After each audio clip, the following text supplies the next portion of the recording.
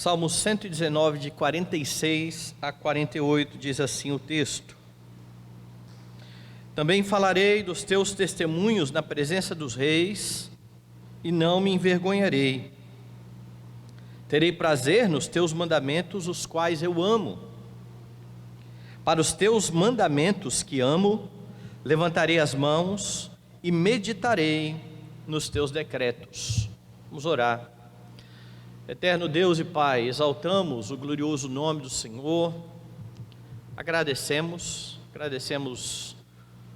a oportunidade de estarmos juntos mais uma vez no dia do Senhor e de podermos exaltar, ó Deus, o Teu santo nome. Agradecemos a salvação que temos em Cristo Jesus e também aquilo que o Senhor está fazendo em nossa vida, santificando-nos, a fim de sermos dia a dia formados à imagem de Jesus Cristo, nosso irmão mais velho.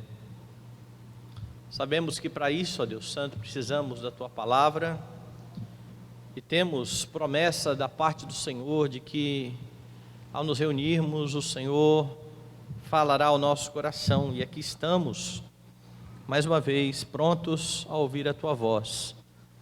Que a Tua palavra nos instrua, nos santifique, nos exorte, nos edifique, como apraz ao Senhor, em nome de Jesus.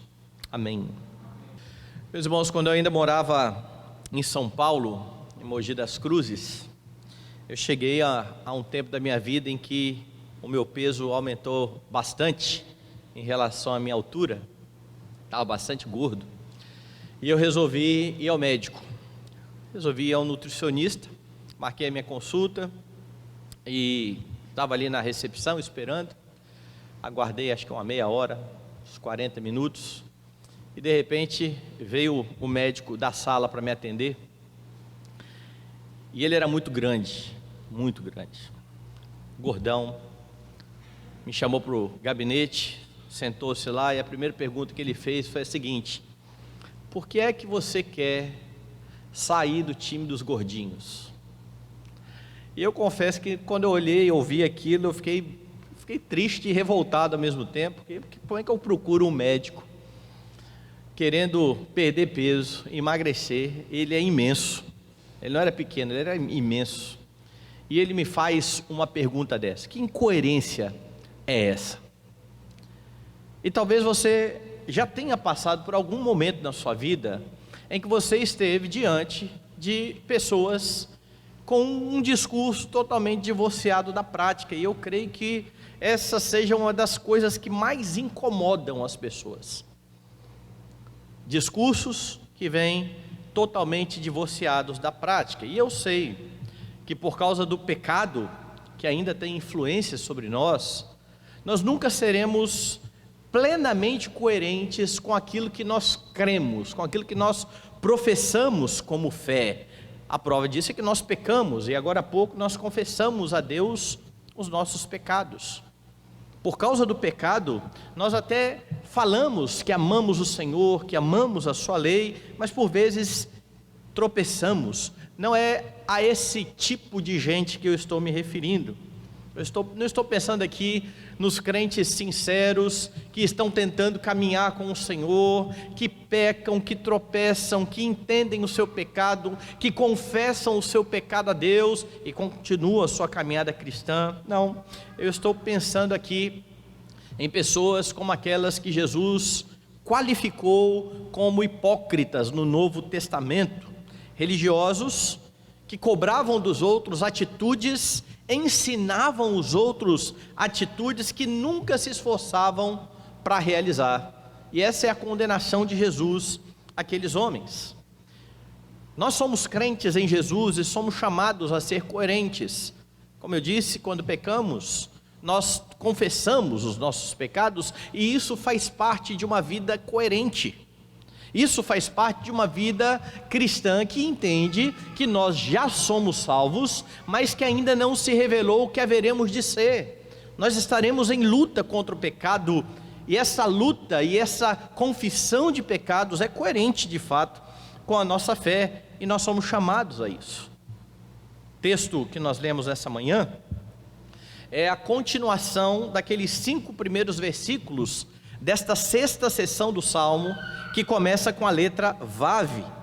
E o que você viu nos 5 primeiros versículos é que você precisa da palavra de Deus. Você precisa da palavra de Deus para responder aos que afrontam a você, e você precisa da palavra de Deus para dar bom testemunho do Senhor. E agora, nesses 3 últimos versículos que seguem esta primeira parte do texto, você verá que você deve ser coerente. Veja, você é chamado para dar testemunho, e você precisa da palavra de Deus para dar testemunho. Esses 3 últimos versículos ensinam sobre esta coerência. Você precisa ser coerente, e para isso, o verso 46 mostra que você precisa compartilhar a sua fé. Dê uma olhada de novo no verso.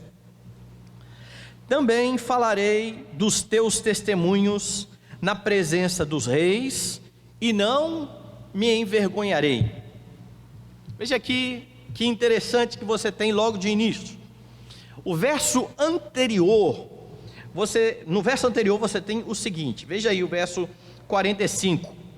Andarei com largueza, pois me empenho pelos teus preceitos. O salmista estava dizendo aqui que pelo fato de ele se empenhar para dar bom testemunho, andando de acordo com a lei, ele tinha como resultado este andar em largueza, que, como eu expliquei, é andar em liberdade. A lei do Senhor traz esta verdadeira liberdade.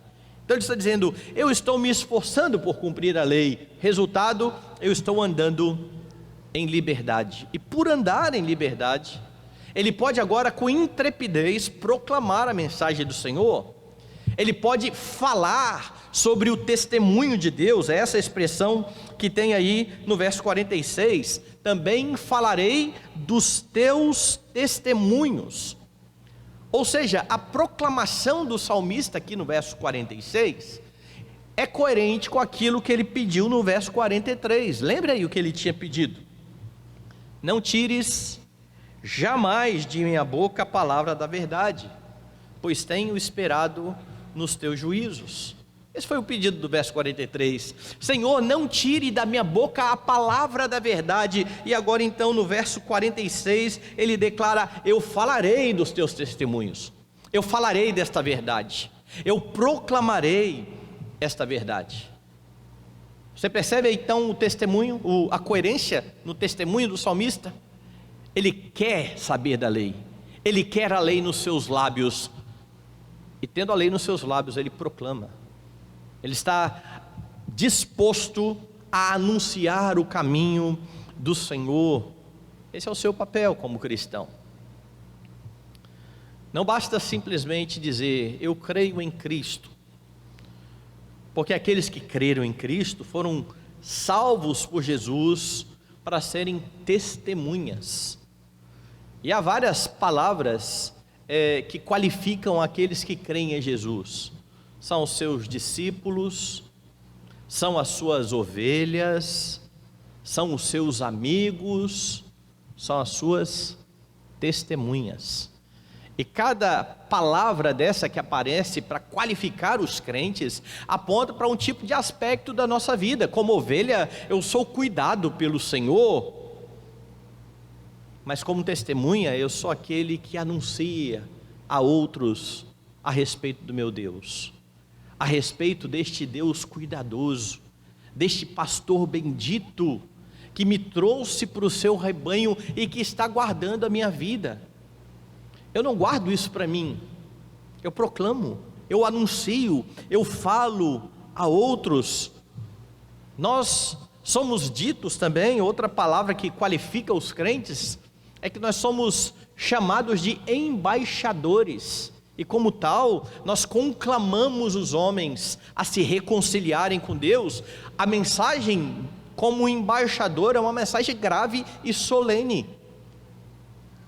Nós estamos nesse mundo representando um outro reino, um outro país, e como embaixadores aqui neste mundo, nós dizemos aos homens deste mundo que eles estão perdidos, a não ser que eles se reconciliem com o Rei de toda a terra. Isso faz parte da nossa proclamação, isso faz parte do nosso testemunho.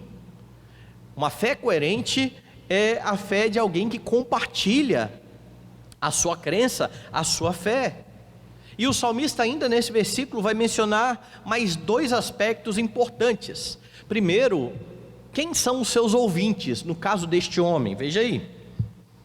Também falarei dos teus testemunhos na presença dos reis. Ou seja, aqui então está o seu público, aquele diante de quem, ou aqueles diante de quem o salmista dará este bom testemunho. Ele testemunhará na presença dos reis. E aqui você precisa entender que se o autor deste salmo é Davi, alguns estudiosos entendem isso, apesar de o texto não trazer a autoria. Se o autor do salmo é Davi, Davi estaria anunciando diante dos reis de outras nações o testemunho do Senhor, que é o verdadeiro rei de toda a terra. Mas ainda que o autor não seja Davi, é alguém que possivelmente tem acesso às autoridades, é alguém que estará diante dos reis, e diante dos poderosos dessa terra, ele não se furta de falar a respeito da palavra, ele não está temeroso, porque está diante de autoridades, afinal de contas, ele está em nome de outro rei, ele fala em nome de outro rei. E então vem um segundo aspecto. O primeiro aspecto é o público. Falarei do teu testemunho diante dos reis. O segundo aspecto nos mostra aqui que mesmo diante das autoridades, ele não tem do que se envergonhar. A mensagem que ele tem a anunciar, a sua proclamação, não causa a ele constrangimento, e não podia ser diferente. A mensagem que este homem tem a anunciar é uma mensagem gloriosa, não tem por que se envergonhar de compartilhar algo tão glorioso. Então veja o que ele diz: falarei dos teus testemunhos na presença dos reis e não me envergonharei, eu não terei vergonha. E para você viver de forma coerente, assim deve ser o seu proceder. Mas infelizmente muitos cristãos têm vergonha de testemunhar sobre o seu Senhor e sobre o Evangelho. Eles até vão à igreja, eles até frequentam com assiduidade a escola dominical, eles vão até no meio de semana, mas eles são temerosos na hora de falar, de proclamar a respeito do seu benfeitor. Nós sabemos que a mensagem que nós temos a anunciar vai ser recebida por homens que não creem a Deus como loucura. A palavra de Deus é loucura para aqueles que se perdem. Para nós que somos salvos, diz Paulo, poder de Deus, sabedoria de Deus. É assim que eu olho para a Escritura. E quando eu começo a olhar para a Escritura por essa perspectiva, eu chego à mesma conclusão de Paulo, quando ele escreve a sua epístola aos Romanos e diz: porque eu não me envergonho do Evangelho, porque ele é o poder de Deus para a salvação de todo aquele que crê. É seu papel como crente, é seu papel a fim de ser coerente com a sua fé, dar testemunho aos seus familiares que ainda não creem em Cristo, aos seus amigos, tanto aqueles amigos pessoais, quanto aqueles que estão na escola, na faculdade. É seu papel anunciar e proclamar aos seus companheiros de trabalho. É seu papel anunciar até mesmo aqueles que você não conhece, mas que tem oportunidades aí no dia a dia, de poder trocar algumas palavras e de falar. E muitas vezes você vai ser tentado a temer o seu público.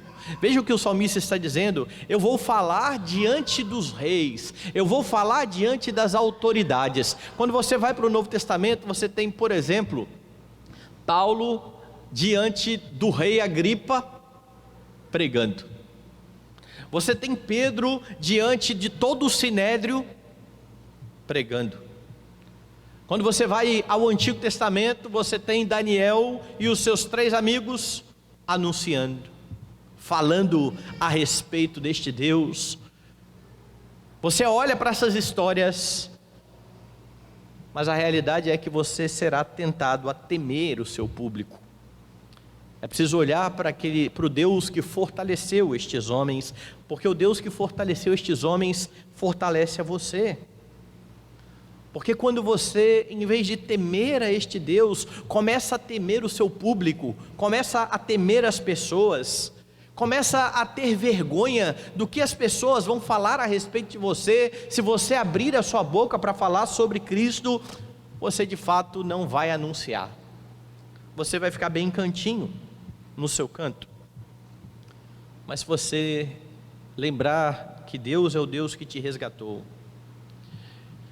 que Deus é aquele que está sendo bom com você, e que este Deus que te coloca como testemunha é o grande Rei glorioso, que tem todas as coisas sob o seu controle, e você vê isso, por exemplo, bem claramente, quando Jesus, este grande Rei, envia os seus discípulos e diz: eu mesmo estou enviando vocês como ovelhas para o meio dos lobos, não tenham medo. Por que Jesus diz, não tenham medo? Porque apesar de serem ovelhas em meio a lobos, o Rei está no controle, nada fugirá do soberano controle do Senhor, e é por isso que ele diz, não tenham medo dos que podem matar o corpo e não podem matar a alma, tenham medo daquele que pode fazer perecer no inferno tanto o corpo quanto a alma. E ele então anuncia aos discípulos, quanto a vocês, até os cabelos da cabeça estão contados, para que medo? O Rei glorioso que te comissiona e que te envia, é este Rei que governa todas as coisas, os mínimos detalhes, cabelo da cabeça, e você não se dá conta, às vezes em casa, do tanto de cabelo que está caindo da sua cabeça. Talvez você se dê conta quando você vai varrer a casa, e você fala, mas que monte de cabelo é esse? No dia a dia você não percebeu, pois Deus sabe, cada fio que está caindo. Esse é o glorioso Rei, que comissionou você para ser a sua testemunha, para anunciar a respeito dele. Há quem fale que do Senhor, que comece a proclamar, mas diante de oposição, de pessoas que começam a falar contra a fé, se retraem, e deixam de anunciar. Paulo tinha isso tão bem definido na sua mente, que, como eu disse, ele afirmou, eu não me envergonho do Evangelho. Em outro lugar, escrevendo aos Coríntios, ele diz, sobre mim pesa esta obrigação, porque ai de mim, se eu não proclamar o Evangelho. Jesus é o nosso maior exemplo. Quando você vai para João, por exemplo, capítulo de número 17, lá na oração chamada de oração sacerdotal, Jesus, em meio à sua oração, diz assim no verso 8, porque eu lhes tenho transmitido as palavras que me deste, e eles a receberam, e verdadeiramente conheceram que saí de ti, e creram que tu me enviaste. E aí então, nós chegamos em um grupo de crentes que diz assim, pastor, eu entendo isso, mas o meu temperamento é diferente, eu tenho muita vergonha, eu não sou de falar muito, e eu sei que nós temos temperamentos diferentes, né? Nós somos diferentes, mas muitos desses que dizem, eu tenho muita vergonha de compartilhar o Evangelho, não tem vergonha de falar das suas preferências de filmes no cinema, das suas séries, não tem vergonha de compartilhar o seu gosto gastronômico, faz até questão de frisar, né, o quanto eles são requintados, e ensinam, e mostram como é que se deve comer. né, a forma correta, a etiqueta. Mas na hora do evangelho, eu tenho vergonha. É preciso ponderar a respeito destas questões, porque se você fala a respeito de filme, a respeito de seriado, a respeito de futebol, a respeito de carro, se você conversa sobre vários assuntos, como todas as pessoas, por que não falar acerca do seu Redentor?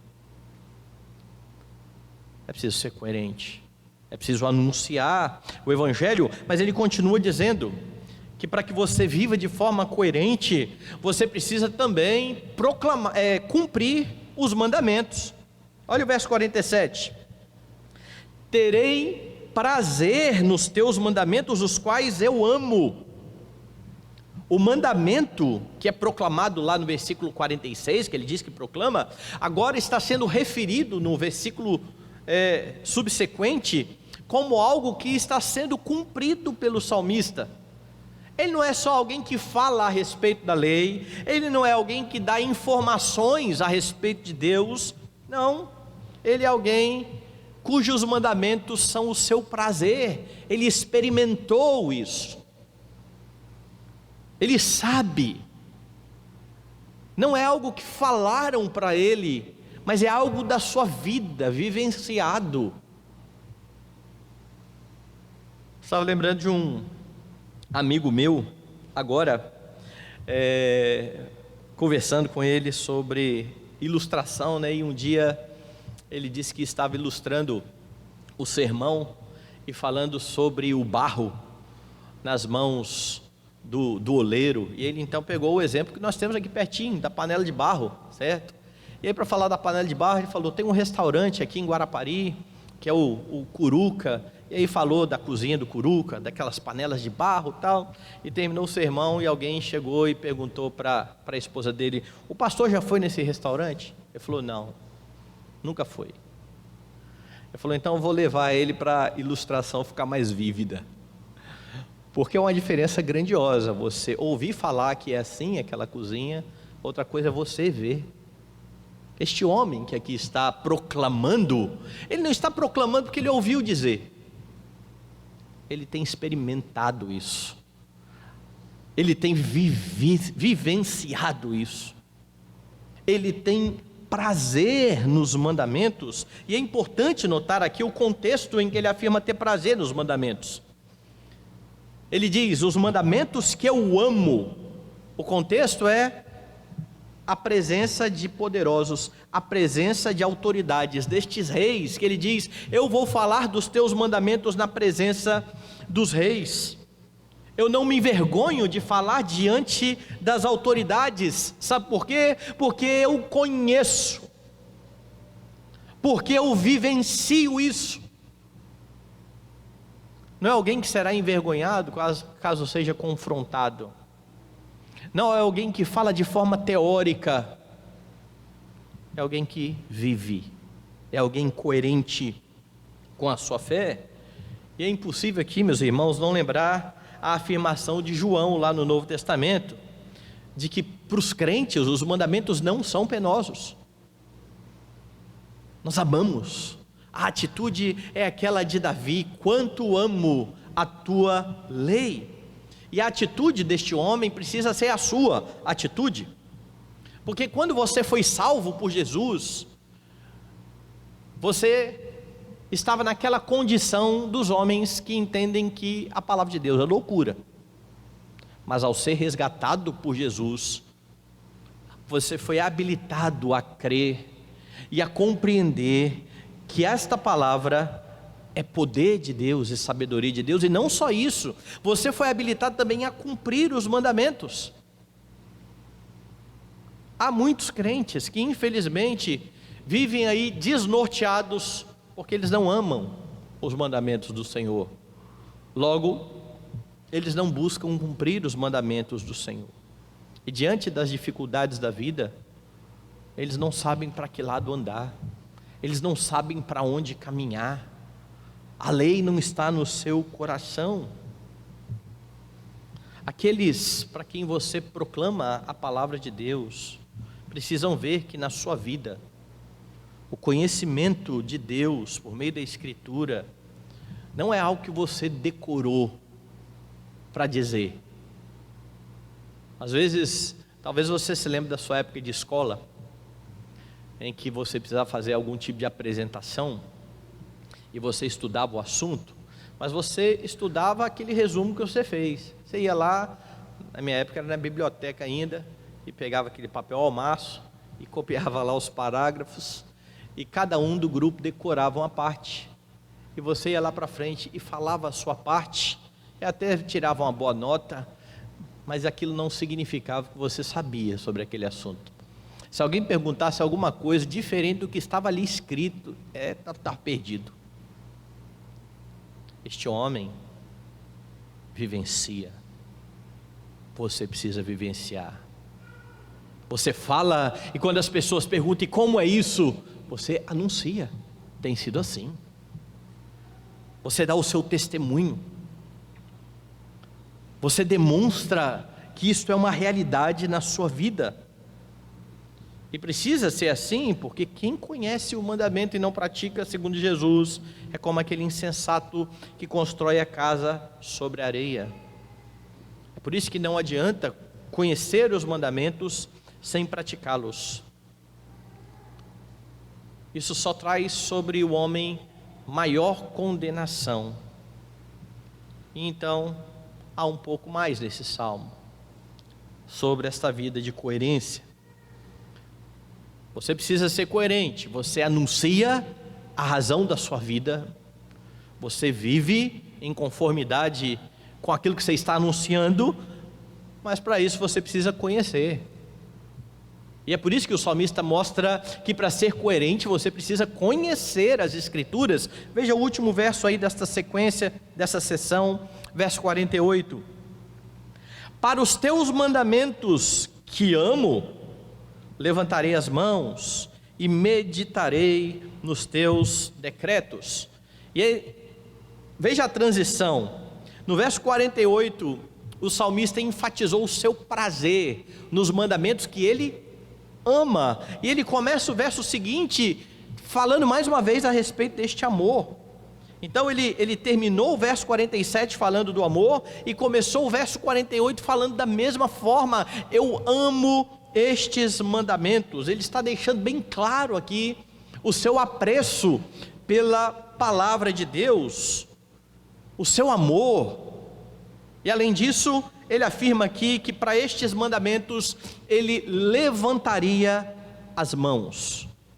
E essa expressão aqui é motivo de controvérsia. O que significa isso?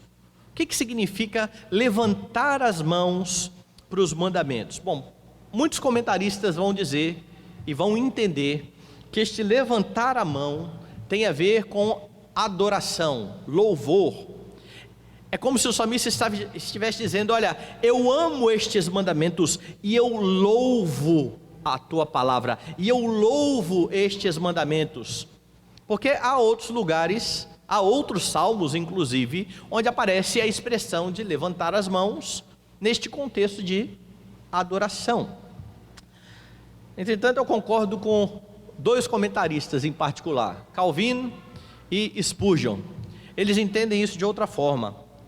A ideia que eles entendem que está aqui neste salmo é de alguém que estende as mãos para receber alguma coisa, para receber algo que deseja. Imagine, por exemplo, um pai que vem com um presente, ele dá o presente ao filho e o filho estende a mão para receber do pai este presente.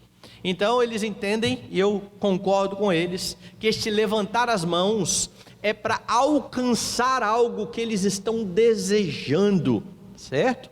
E parece que o final deste versículo corrobora essa interpretação, porque ele diz, olha, veja lá, verso de número 48, para os teus mandamentos que eu amo, que eu desejo, levantarei as mãos e meditarei.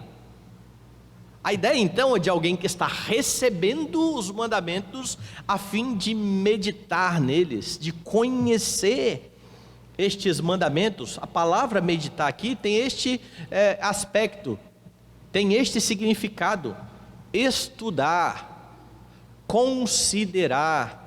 Eu recebo os mandamentos do Senhor a fim de considerá-los, a fim de me deter, de estudá-los. Ou seja, se é verdade que a fé cristã não é teórica, certo? Você anuncia uma fé e não é mera teoria, ela precisa ser vivenciada. É por isso que você pratica. É igualmente verdadeiro que você nunca irá praticar algo que você não conhece teoricamente. Para que haja uma prática correta, é preciso que anteriormente haja entendimento, conhecimento. Senão, a sua prática não é coerente com a Escritura.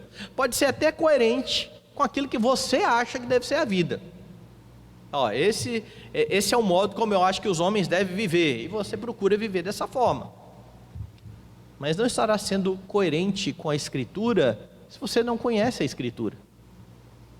É por isso que este homem levanta as mãos, ele recebe o mandamento e ele medita no mandamento. E como você também deve ser coerente, isso significa que você precisa conhecer a sua Bíblia. Você precisa gastar tempo com a palavra do Senhor, porque não existe cristianismo verdadeiro sem conhecimento do Senhor Jesus, como revelado em sua palavra. Há muita gente falando sobre Jesus, mas há muita gente falando sobre Jesus segundo aquilo que eles acham que Jesus é, e não segundo aquilo que a Escritura revela que Jesus é. E às vezes você vê duas pessoas conversando sobre Jesus, elas estão falando aparentemente da mesma pessoa, mas se você olhar para o conteúdo, você vai descobrir que apesar do mesmo nome, são duas pessoas diferentes. Não tem nada a ver uma com a outra, porque uma é fruto do meu entendimento, outra é fruto daquilo que a Bíblia diz. É por isso que você vai ver pessoas falando de Jesus como um grande exemplo, e somente isso. É verdade que Jesus foi um grande exemplo? É verdadeiríssimo. Ele foi só isso? Não. Há alguns que vão falar de Jesus como um mártir, há alguns que vão falar de Jesus como um revolucionário, há alguns que vão fazer uma leitura enviesada do texto bíblico e vão encontrar na figura de Jesus aquilo que eles anseiam que Jesus seja. E há Jesus como revelado nas Escrituras, cujo aquele que nele crê, do seu interior fluirão rios de água viva. É nesse Jesus que nós precisamos estar interessados, e ele só é conhecido na palavra de Deus, na Escritura. É aqui na Escritura que você conhece a Deus, que você conhece a você mesmo, que você sabe qual é a sua situação diante de Deus por causa do pecado, por causa da transgressão lá em Adão. E é nesta mesma Escritura que você sabe a respeito da redenção que há em Jesus para todo aquele que nele crê. É conhecendo a Escritura que você estará apto a cumpri-la no poder do Espírito Santo, porque Deus deu a você o Espírito, Deus deu a você capacidade de entendimento, Deus deu a você o poder de cumprir a palavra por meio do seu Espírito. Mas se você não conhece a palavra, você não sabe o que cumprir. Você tem todo o potencial, porque o Espírito habita em você, mas você não sabe para onde ir, porque você não conhece a palavra. Nós precisamos amar esta palavra e conhecê-la. Tem muito crente que não conhece a Escritura. E aqui estou falando de muitos crentes que estão há anos na igreja, mas que, por exemplo, nunca leram toda a Bíblia, de Gênesis a Apocalipse. Estão aí há 20 anos na igreja lendo textos aleatórios da Bíblia. Conhece um pouquinho dos Salmos, que é geralmente o livro que a gente mais gosta de ler. Talvez conheça o Evangelho de João, conheça algumas cartas do Novo Testamento, mas principalmente se você for para o Antigo Testamento, não há a mínima familiaridade como se isso tivesse até passado. Nós não podemos ter esse tipo de atitude. Uma vez na minha igreja, lá em Guarapari, ia ter uma noite de talentos e um rapaz, eu estava no seminário já e estava de férias, e um rapaz virou para mim e falou assim: ô Júnior, eu queria na noite de talentos pregar, porque o meu talento é esse. Falei, beleza, você me ajuda? Falei, ajudo. Sentei com ele, e ele não conhecia as escrituras. Eu fechei a Bíblia com ele e falei, amigão, seu talento não pode ser esse não. Porque como é que você tem um talento para pregar sem conhecer o conteúdo da Escritura, da Palavra de Deus? Ele podia até ter talento para falar em público, mas ele não tinha vocação para pregar. Ele não conhecia o conteúdo da revelação de Deus. Pregadores pregam a palavra de Deus. Eles não pregam as suas ideias, as suas teorias, as suas filosofias. A pregação é da palavra de Deus, da santa e bendita palavra de Deus. É por isso que você precisa meditar, ponderar na Escritura. Aproveitando que você vive em um país onde ainda há liberdade para isso, então aproveite essa bênção. Muitos sofreram para que esta palavra chegasse até as nossas mãos. Às vezes na casa dos crentes há 3, 4, 5 Bíblias, todas empoeiradas. Nós precisamos conhecer a Escritura. Então o texto de hoje mostra que você precisa ser coerente. E para isso, para viver de forma coerente, você precisa compartilhar a sua fé. Você é crente porque um dia você foi salvo por Jesus. Você foi salvo para ser uma testemunha daquilo que Ele fez, e assim você vai glorificar o seu Redentor. Abra a sua boca, proclame o seu benfeitor. Você precisa cumprir os mandamentos. Isso significa que para ser coerente com aquilo que você prega, você não pode ser um hipócrita. Você precisa considerar a palavra de Deus todos os dias e se esforçar para cumpri-la no poder do Espírito Santo. Para isso você precisa conhecer as Escrituras, porque é impossível compartilhar e cumprir alguma coisa que você não conhece. Jesus é revelado nesta palavra bendita, e você precisa ansiar pelo conhecimento do seu Salvador. E se você quiser um bom resumo disso tudo, abra o texto de Josué, capítulo 1, que nós lemos aqui na liturgia, e veja que quando Josué foi comissionado para ser o substituto de Moisés, Deus disse no verso 8 para ele: não cesse de falar desse livro da lei, ou seja, proclame, mas antes, medita nele de dia e de noite, para teres o cuidado de fazer segundo tudo quanto nele está escrito, e então farás prosperar o seu caminho. Eis aqui um bom resumo destes 3 versículos do Salmo 119. Não cesse de proclamar, antes medite e cumpra. A coerência cristã está nestes 3 aspectos. Eu me detenho no entendimento. No poder do Espírito eu busco viver de forma coerente com aquilo que eu aprendi. Eu anuncio a outros a beleza da palavra do Senhor e a beleza que há no Redentor, no Senhor Jesus Cristo. Deus chamou Josué a isso, entretanto, somente naquele cujo nome vem da mesma raiz do nome Josué, Jesus vem da mesma raiz do nome Josué, que foi quem cumpriu perfeitamente esta ordenança, é que você pode viver desta forma. Jesus foi alguém que proclamou a sua palavra aos homens, nós lemos isso aqui. Jesus foi o único que cumpriu perfeitamente toda a lei. Jesus era aquele que conhecia e que meditava na palavra do Senhor, porque ele tinha pleno amor por sua palavra.